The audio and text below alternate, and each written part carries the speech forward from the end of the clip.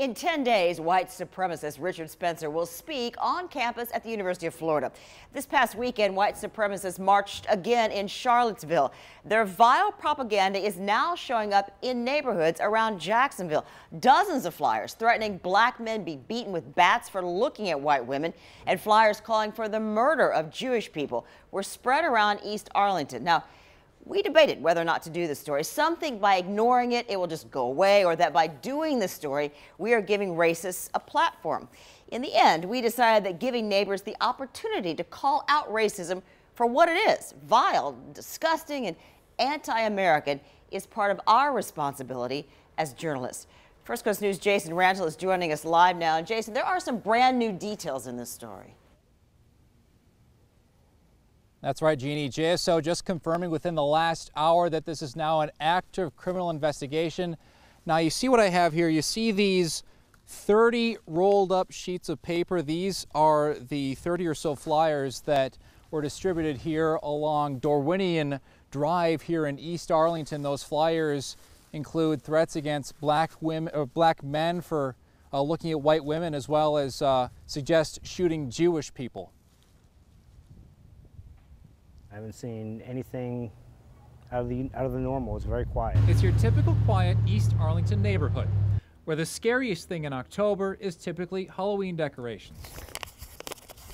That was until John Rando's wife, Beth Rando, found a rolled up piece of paper on her and her husband's driveway. All about white power and, taking aim at the African Americans. It wasn't the only one along Dorwinian Drive. My wife came out and she seen this little rolled up piece of paper in the driveway, picked it up and read it, and came into me crying, saying that she couldn't believe what she was seeing. Beth Rando gathered up the flyers outside neighbors' homes. You see it on the news, but like I said, you don't expect it to show up at your doorstep, or, or in your neighborhood. And put them in a bag to be thrown away. She knows that there's, this is a diverse neighborhood and wouldn't want that to be the first thing they seen when they wake up. The news of the flyers is equally shocking for next-door neighbor Karen Blakely. I know they've had problems with this KKK elsewhere, and I hope we don't.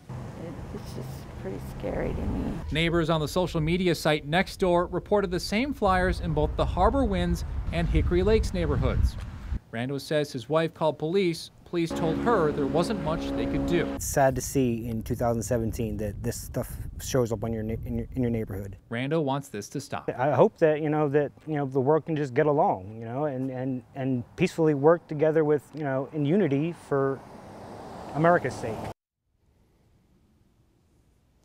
And here's JSO's response from just over an hour ago. Quote, "As a law enforcement agency, when we respond to reports of these incidents, our job is to determine if there is an allegation of criminal activity being made or if any laws are being broken. If there is, our officers are trained to conduct further investigation.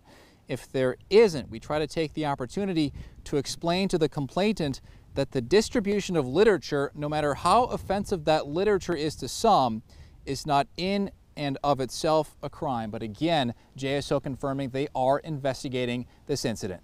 Live in East Arlington, Jason Ranchel, First Coast News, on your side.